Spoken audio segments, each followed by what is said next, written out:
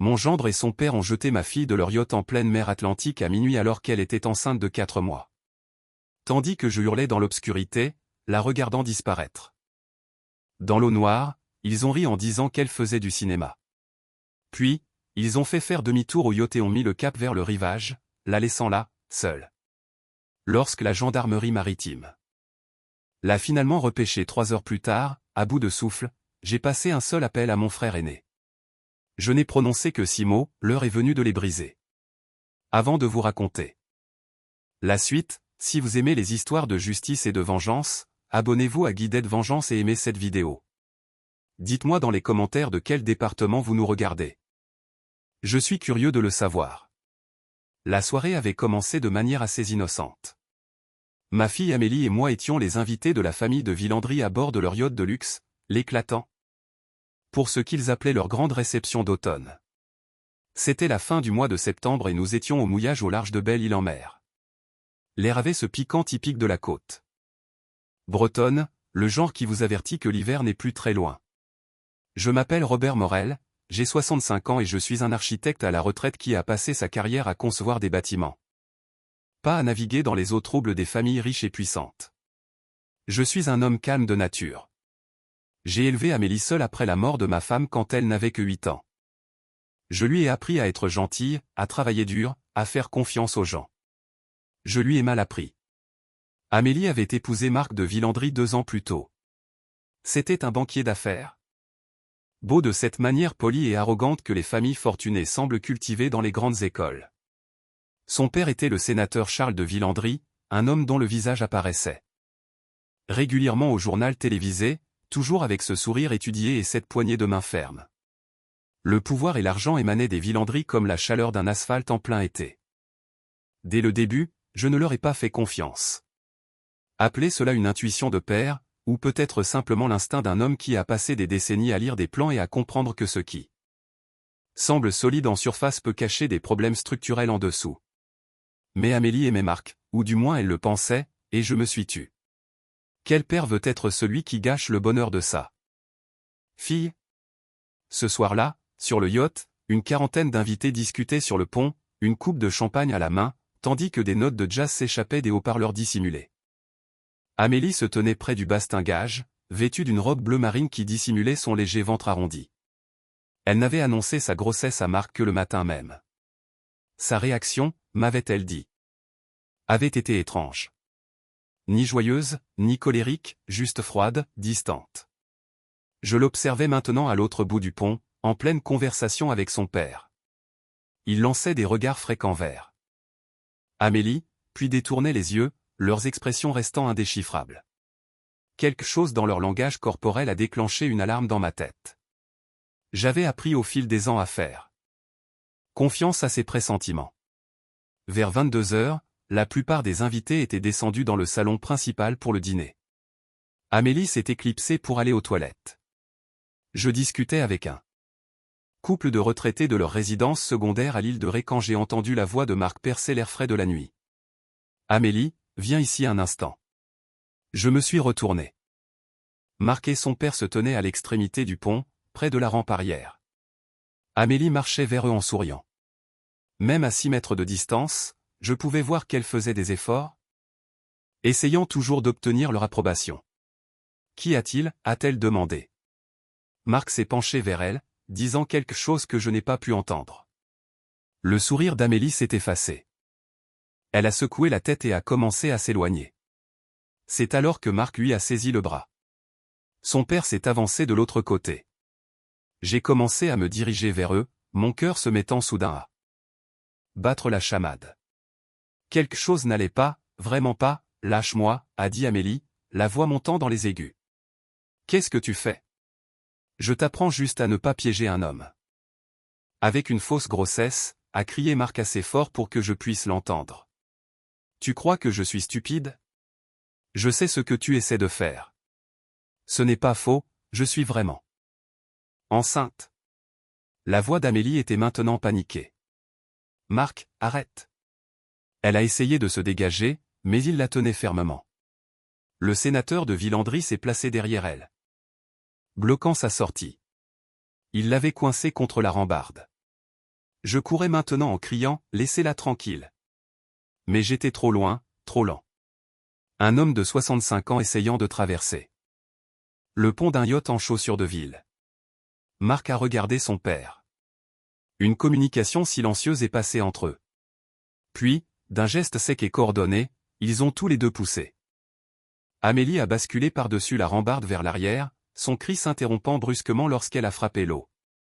Le bruit était mauvais, trop sec, comme si elle avait heurté quelque chose de dur avant que l'océan ne l'engloutisse. Je les ai rejoints en quelques secondes, saisissant Marc par le col de sa veste. « Qu'est-ce que vous avez fait ? Qu'est-ce que vous avez fait ?» Il m'a repoussé violemment. J'ai trébuché, me rattrapant au bastingage, et j'ai plongé mon regard dans l'eau noire. Rien, juste l'obscurité et le bruit des vagues contre la coque. Elle regagnera la côte à la nage, a dit calmement le sénateur de Villandry en ajustant ses boutons de manchette. Ce n'est qu'à 1 kilomètre. Cela lui apprendra à mentir pour mettre la main sur l'argent de la famille. Elle est enceinte. Leur ai-je hurlé. Elle ne peut pas nager dans cette eau, elle est à 10 degrés. Marc a ri. Il a ricané. Enceinte ? C'est ça. Bientôt elle dira que le bébé est de moi pour demander une pension. J'ai déjà vu des femmes comme elle. Je n'ai pas réfléchi, j'ai agi. J'ai tenté de saisir la bouée de sauvetage fixée sur la cloison. Mais le sénateur de Villandry s'est interposé. Monsieur Morel, je vous suggère de vous calmer. C'est une affaire de famille privée. Pousse-toi de là. Je l'ai bousculé, j'ai attrapé la bouée. Et je l'ai lancée de toutes mes forces dans les ténèbres là où Amélie était tombée. Elle a frappé l'eau avec un bruit que je ne pouvais même pas voir. J'ai scruté la surface, écarquillant les yeux. Les lumières du yacht n'éclairaient qu'environ 6 mètres d'eau noire agitée. Au-delà, il n'y avait que le néant. Amélie, ai-je hurlé. Amélie, tu m'entends ? Silence. Juste le clapotis vague et le son lointain du jazz qui jouait toujours. J'ai sorti mon téléphone, j'ai composé le 196 pour les secours en mer et j'ai dit à l'opérateur que nous avions une personne à la mer. J'ai donné nos coordonnées, notre position, tout ce à quoi je pouvais penser. Marc est passé devant moi pour redescendre. Toujours aussi dramatique, a-t-il dit à son père. Elle est probablement déjà en train de grimper sur le rivage, planifiant sa prochaine manipulation. Je voulais le jeter par-dessus bord.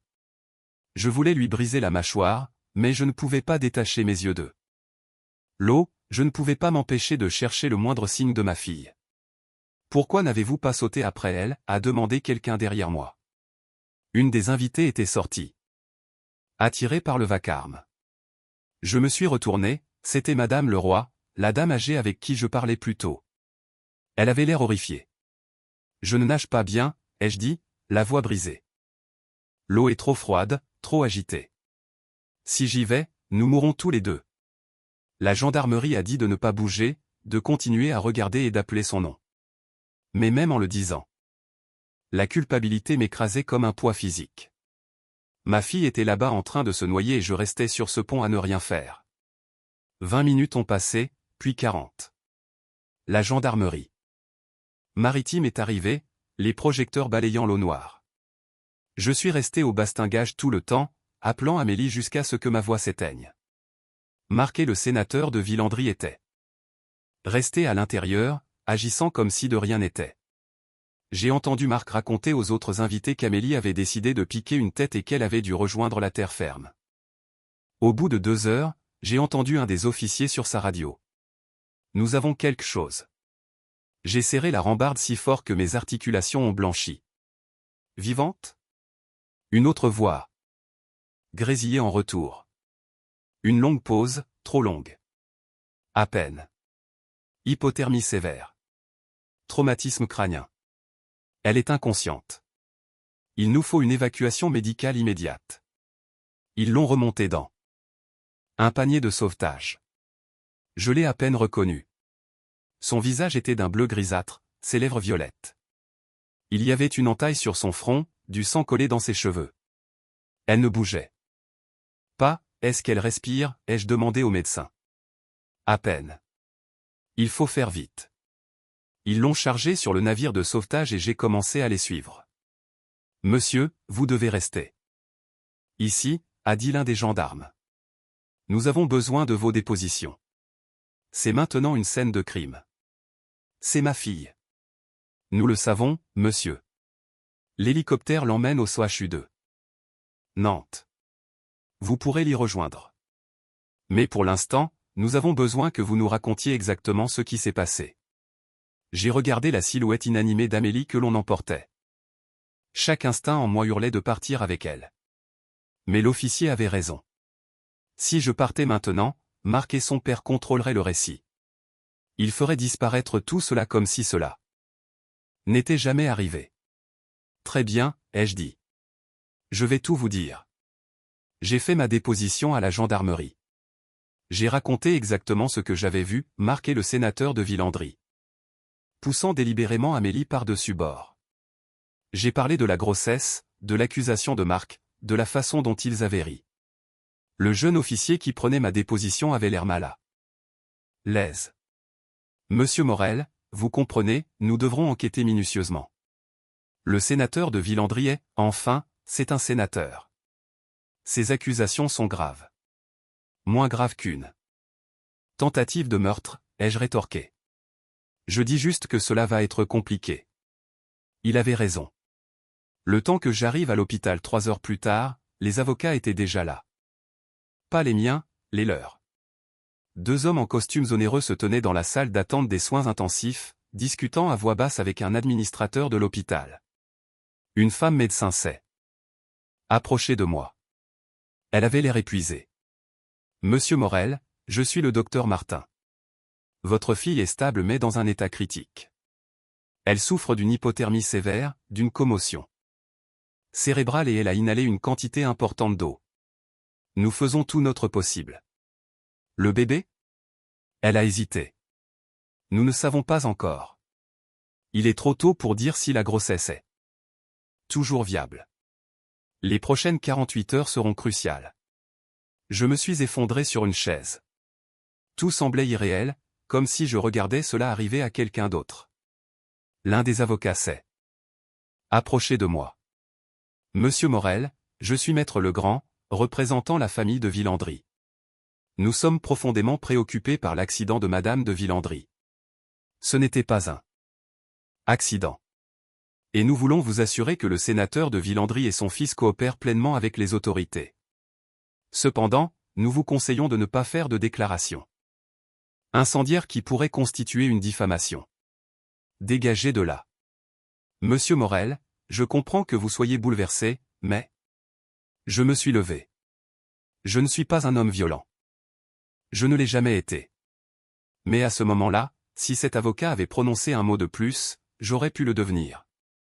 Il a dû voir quelque chose dans mon regard car il a reculé d'un pas, a hoché la tête froidement et a rejoint son collègue. Je me suis rassis et j'ai sorti mon téléphone. Mes mains tremblaient, mais pas de peur, de rage. Une rage froide et silencieuse qui montait en moi depuis que j'avais vu ma fille disparaître dans cette eau noire. J'ai fait défiler mes contacts et j'ai trouvé le nom que je cherchais, Thomas Morel, mon frère aîné. Je ne lui avais pas parlé. Depuis presque 2 ans, depuis une dispute familiale pour une broutille dont je ne me souvenais même plus. Thomas avait passé 30 ans dans la police judiciaire, la majeure partie à la brigade financière.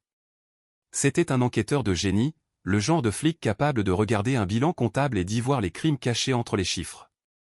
Il avait fait tomber des politiciens corrompus, des parrains de la pègre et des délinquants en col blanc. Il s'était retiré il y a 5 ans dans un petit village du Jura. Mais je savais qu'il avait toujours des contacts, toujours ses compétences. J'ai appelé. Il a décroché à la 3e sonnerie. Robert? Sa voix était prudente. Nous ne nous étions pas quittés en bons termes. Tommy. Je ne l'avais pas appelé comme ça depuis que nous étions gamins. J'ai besoin de ton aide. Silence. Puis, qu'est-ce qui s'est passé? Je lui ai tout raconté. Ma voix est restée calme, contrôlée, comme si je décrivais un projet d'architecte. Au lieu de la tentative de meurtre de ma fille. Quand j'ai fini, il y a eu un long silence. C'est Jean, a fini par dire Thomas, tu parles bien du sénateur Charles de Villandry? Oui. Robert, c'est l'un des hommes les plus puissants de la région, on dit qu'il vise un ministère l'année prochaine. Il a des relations dans toutes les administrations, tous les tribunaux. Je sais qui il est, Tommy. Je sais ce que je demande. Autre pause. Je pouvais presque l'entendre réfléchir, peser les risques. Où es-tu en ce moment? A-t-il demandé. Au CHU de Nantes. Salle d'attente des soins intensifs. Reste là. Ne parle plus à aucun avocat. Ne parle à la police qu'en ma présence. Ne parle à personne. Je quitte le Jura maintenant. Je serai là dans 5 heures. Tommy, je ne fais pas ça pour toi, Robert. Je le fais pour Amélie. Cette petite m'a envoyé une carte pour mon anniversaire l'année dernière. Même si nous ne nous parlions plus. Elle n'était pas obligée de le faire. Ma gorge s'est serrée. Merci. Ne me remercie pas encore. Si ce que tu m'as dit est vrai, ça va devenir très moche. Les Villandry vont utiliser toutes leurs ressources pour enterrer l'affaire. Es-tu prêt pour ça? J'ai regardé à travers la vitre de la chambre d'Amélie, les machines qui respiraient pour elle, les moniteurs surveillant ses signes. Vitaux affaiblis. Oui, ai-je dit. Je suis prêt. Je suis resté à l'hôpital toute la nuit. Amélie est restée inconsciente, son état jugé critique. Vers 3 heures du matin, une infirmière m'a annoncé que la grossesse s'était arrêtée. Le traumatisme, l'hypothermie, le stress, c'était trop. Ma fille avait perdu son bébé. Je me suis assis sur cette chaise en plastique et j'ai senti quelque chose en moi se briser. Pas se fêler, se briser complètement. Toute trace de pitié que j'aurais pu ressentir, toute impulsion vers le pardon, est morte à cet instant précis. Thomas est arrivé juste avant l'aube. Il paraissait plus vieux que dans mes souvenirs, ses cheveux presque totalement gris, des rides profondes autour des yeux, mais son regard était toujours aussi vif, captant chaque détail. Il s'est assis à côté de moi sans un mot. Nous sommes restés en silence pendant plusieurs minutes. Raconte-moi encore, a-t-il fini par dire, chaque détail. N'oublie rien. Alors? Je l'ai fait. Cette fois, j'ai inclus des choses que je n'avais pas dites à la gendarmerie. Comme le fait que j'avais vu Marc et le sénateur chuchoter ensemble plus tôt dans la soirée. Comment ils avaient observé Amélie toute la nuit avec des expressions illisibles. Comment, lorsqu'elle avait parlé de sa grossesse à Marc le matin même, il avait immédiatement appelé son père. Thomas a écouté sans m'interrompre. Quand j'ai fini, il est resté silencieux un long moment. D'accord, a-t-il dit. Voilà à quoi nous avons affaire. Le sénateur de Villandry est en politique. Depuis 30 ans. Il est riche, influent et très, très prudent. S'il a fait ça, s'il a délibérément tenté de nuire à Amélie, c'est qu'il l'a déjà fait auparavant. Qu'est-ce que tu veux dire? Des hommes comme lui ne décident pas soudainement de commettre un acte de violence. Il y a toujours un schéma, un historique. Nous devons le trouver. Comment? J'ai encore des amis au quai des Orfèvres, et je connais quelques journalistes qui me sont redevables. Des gens qui n'ont pas peur de s'attaquer aux puissants. Il m'a regardé.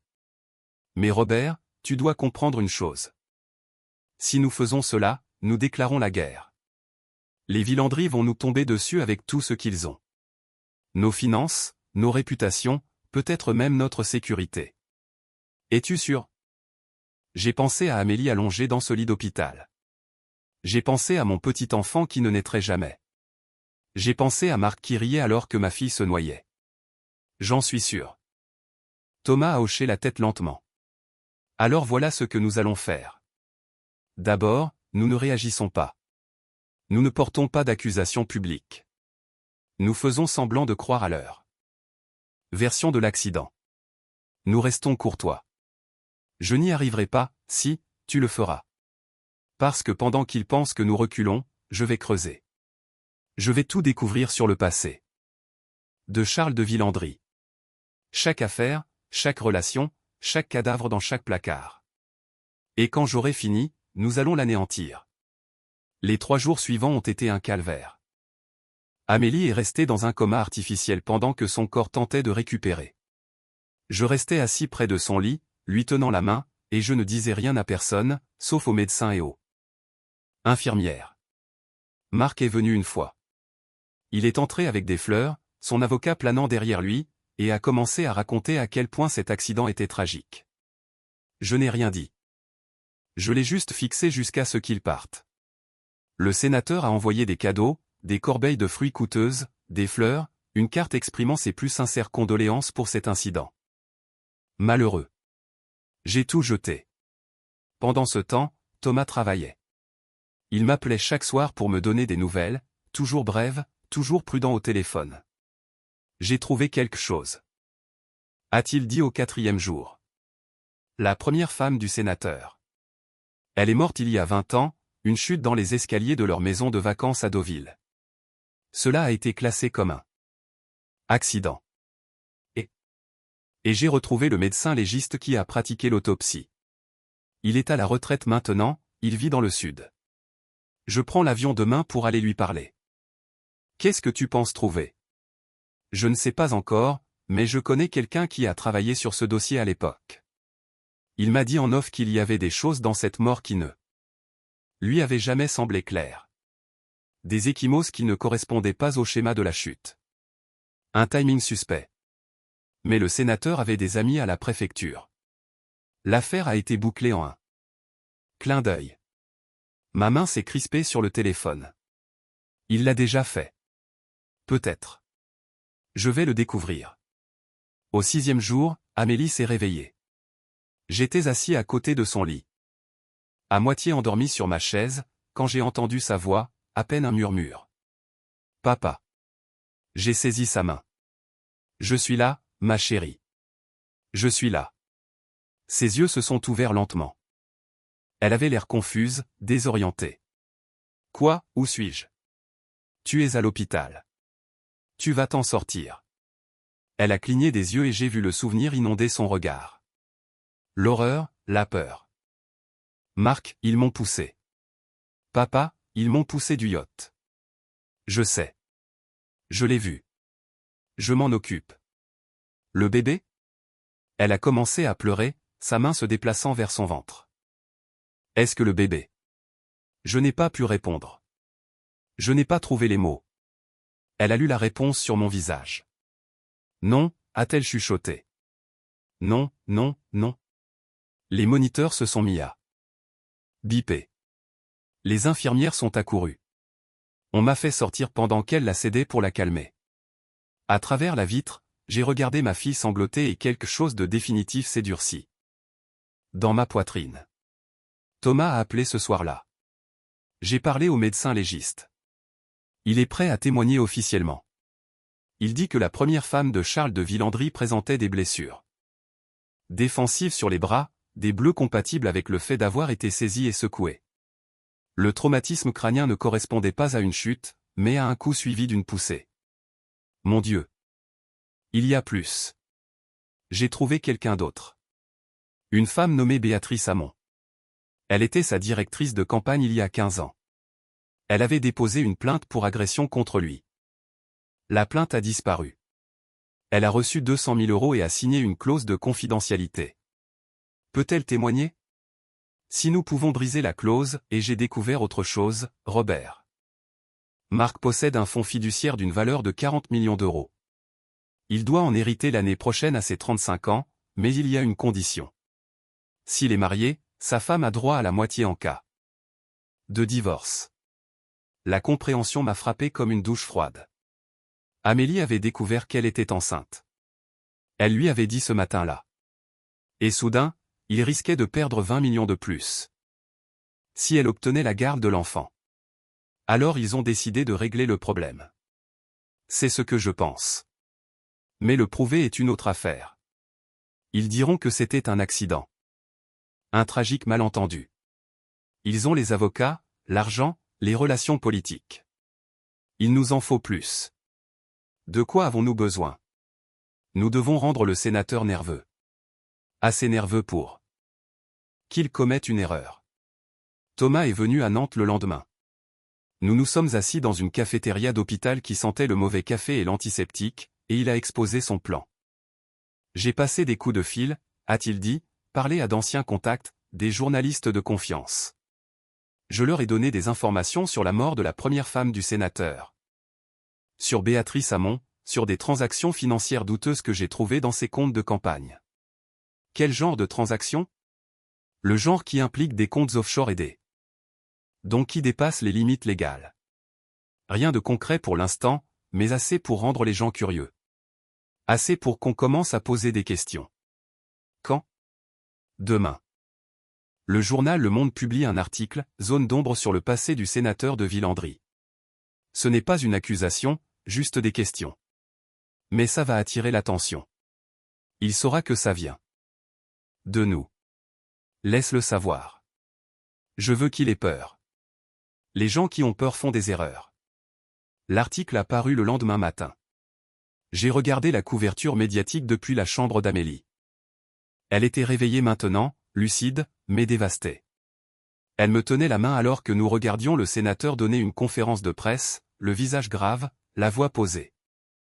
Ces allégations sont totalement infondées, a-t-il déclaré. La mort de ma première épouse fut un accident tragique, ayant fait l'objet d'une enquête approfondie par les autorités. Je suis attristé que l'on tente d'utiliser la douleur de ma famille à des fins politiques. Quant à l'incident récent impliquant ma belle-fille, nous coopérons pleinement avec l'enquête. Ce fut un terrible accident et nos cœurs vont vers Amélie et son père en cette période difficile. Il était bon, calme, compatissant, crédible. Pendant un instant, je me suis demandé si nous avions la moindre chance. Puis Thomas a appelé. Mais la chaîne d'infos, maintenant. J'ai trouvé la chaîne. Une conférence de presse commençait. Une femme que je ne reconnaissais pas se tenait à un pupitre, ses mains tremblant légèrement. Je m'appelle Béatrice Hamon, a-t-elle dit. Il y a 15 ans, j'étais la directrice de campagne de celui qui était alors député, Charles de Villandry. Pendant cette période, il m'a agressé sexuellement. Quand j'ai porté plainte, celle-ci a disparu. J'ai été payé pour me taire et signer un accord de non-divulgation. Aujourd'hui, avec l'aide de mes avocats, je brise cet accord. Le sénateur de Villandry est un homme dangereux qui a utilisé son pouvoir et sa fortune pour réduire ses victimes au silence pendant des décennies. Je suis ici pour dire que c'est fini. La cafétéria est devenue silencieuse. Tout le monde regardait. Mon téléphone a vibré. Thomas encore. Ce n'est pas tout. J'ai trouvé 3 autres femmes. Elles vont toutes témoigner. Et j'ai trouvé autre chose, Robert. Des relevés bancaires montrant que Marc faisait des recherches sur la manière de briser des contrats de mariage 3 semaines avant qu'Amélie ne lui annonce sa grossesse. Il savait qu'elle essayait d'être enceinte. Il prévoyait déjà comment se débarrasser d'elle si cela arrivait. Tu peux le prouver? Son historique de recherche. Ses factures d'avocat, ses mails, tout.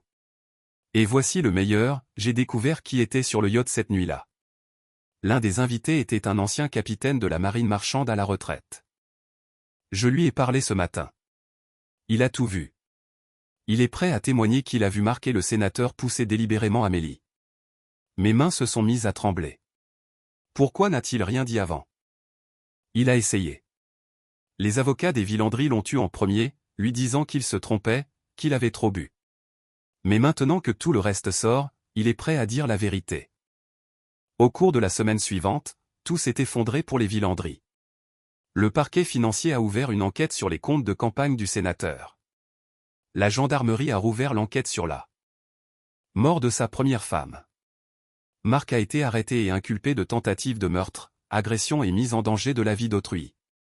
Le sénateur de Villandry a tenu une dernière conférence de presse.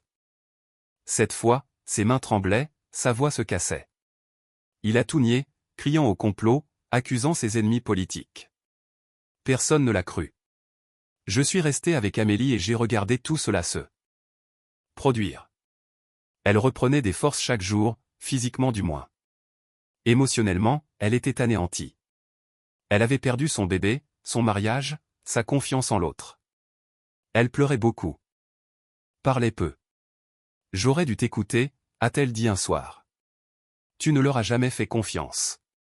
Tu voulais croire en l'amour. Ce n'est pas un tort. Ça a failli me tuer. Mais ça ne t'a pas tué. Tu es vivante. Tu es forte. Et ils vont payer pour ce qu'ils ont fait. Le procès a duré 8 mois. Je me suis assis dans cette salle d'audience chaque jour, regardant Marc s'agiter sur son banc pendant que témoin après témoin déposait contre lui. Le capitaine à la retraite, d'autres invités du yacht qui avaient entendu les menaces de Marc plus tôt dans la soirée, les experts financiers qui ont exposé le mobile financier, les médecins légistes qui ont expliqué comment Amélie aurait pu mourir d'hypothermie. Les avocats de Marc ont tout essayé. Ils ont prétendu qu'Amélie avait sauté, que c'était une tentative de suicide. Ils ont prétendu qu'elle était montée seule sur la rambarde et qu'elle était tombée par accident.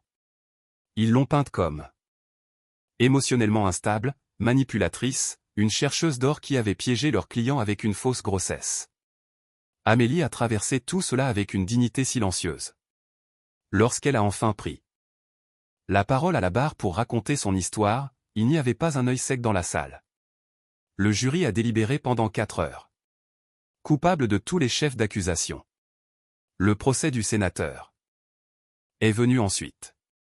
Thomas avait rassemblé assez de preuves pour l'inculper de meurtre au premier degré pour sa première femme, de complicité de tentative de meurtre dans le cas d'Amélie et de multiples chefs d'obstruction à la justice. Ce procès a été plus long, 14 mois, mais le résultat a été le même. Coupable. J'étais là quand ils ont lu le verdict. J'ai regardé le visage de Charles de Villandry tandis que les mots s'installaient. Il n'avait probablement jamais rien perdu de sa vie, n'avait jamais fait face aux conséquences, n'avait jamais entendu le mot au nom de la part de quelqu'un qui comptait. Il a regardé à travers la salle et a croisé mon regard dans le public. Je n'ai pas souri, je n'ai pas jubilé. Je l'ai juste regardé, espérant qu'il comprenne. C'est ce qui arrive quand on s'en prend à l'enfant de quelqu'un. 2 ans ont passé depuis cette nuit sur le yacht. Amélie va mieux. Pas encore parfaitement, mais mieux. Elle a vendu sa bague de fiançailles et a fait don de l'argent à une association pour les victimes de violences conjugales. Elle a repris ses études et a obtenu son master en architecture paysagère. Elle conçoit des parcs. Maintenant, créant de beaux espaces où les enfants peuvent jouer en toute sécurité. Elle ne fréquente personne. Elle dit qu'elle n'est pas prête, qu'elle ne le sera peut-être jamais. Je ne la pousse pas. Elle a 28 ans et elle en a assez traversé. Elle guérira à son propre rythme. Thomas et moi nous parlons régulièrement maintenant. Nous avons réparé ce qui était brisé entre nous. Il s'avère que presque perdre quelqu'un que l'on aime remet les petites disputes en perspective. Il écrit un livre sur l'affaire, il dit qu'il va s'intituler « Les secrets du sénateur ». Quand le pouvoir corrompt. Il m'a demandé si je voulais être co-auteur. J'ai refusé. Je n'ai pas besoin de raconter cette histoire encore et encore. Je l'ai vécue une fois, cela suffit. Marc de Villandry purge une peine de 30 ans de prison ferme. Le sénateur Charles de Villandry a pris la perpétuité pour le meurtre de sa première femme. Leurs appels ont tous échoué. Parfois. Amélie me demande si je pense que ce que nous avons fait était de la vengeance ou de la justice. Je lui dis que je pense que c'est les deux. Et je pense que c'est très bien ainsi. Parce que voici ce que j'ai appris, les hommes calmes ne sont pas des hommes faibles. Pendant des décennies, j'ai été calme, paisible, conciliant. Je laissais couler, j'évitais les conflits, je ne faisais pas de vagues. Les gens comme les Villandry comptaient là-dessus. Ils comptaient sur le fait que des gens comme moi détourneraient les yeux, resteraient silencieux, auraient peur. Mais ils ont oublié une chose importante. Calme ne signifie pas impuissant. Cela signifie simplement patient. Et la patience, quand elle est combinée à la détermination et à la vérité, est l'arme la plus puissante au monde. Amélie et moi dînons ensemble chaque dimanche maintenant. Nous ne parlons pas de Marc ou de son père. Nous ne parlons pas de cette nuit sur le yacht. Nous parlons de ses projets, du jardin qu'elle conçoit pour un hôpital pédiatrique, de l'avenir. Dimanche dernier, elle m'a dit qu'elle pensait à recommencer à sortir. Rien de sérieux, juste un café avec un collègue de travail, un paysagiste qui semble gentil. Qu'en penses-tu, m'a-t-elle demandé. J'ai regardé ma fille, cette femme forte et résiliente qui avait survécu à ce qui aurait dû la tuer.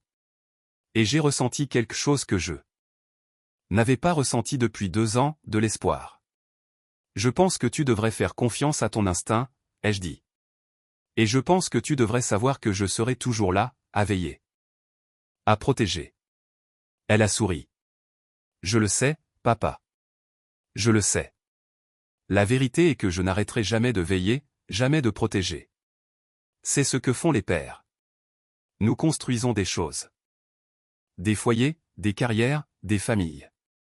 Et quand quelqu'un essaie de détruire ce que nous avons bâti, nous ne nous contentons pas de nous mettre en colère, nous réglons l'addition. Les Villandry pensaient pouvoir jeter ma fille comme un déchet sans en subir les conséquences. Ils pensaient que leur argent et leur pouvoir les rendaient intouchables. Ils se trompaient. Parfois. Les gens que vous sous-estimez sont les plus dangereux. Le vieil architecte qui dessine des bâtiments a appris quelque chose en 40 ans. Quand on comprend les structures, on comprend comment elles s'effondrent. Comment trouver les points faibles, comment tout faire s'écrouler. J'ai bâti ma vie sur des fondations solides. Les Villandry ont bâti la leur sur les mensonges, la violence et l'arrogance. À la fin, une seule structure est restée debout. C'est l'histoire de la façon dont un homme tranquille a brisé 2 hommes puissants. Je l'ai fait avec patience. Avec l'aide de mon frère, et avec la seule arme qu'il n'avait pas prévue, la vérité.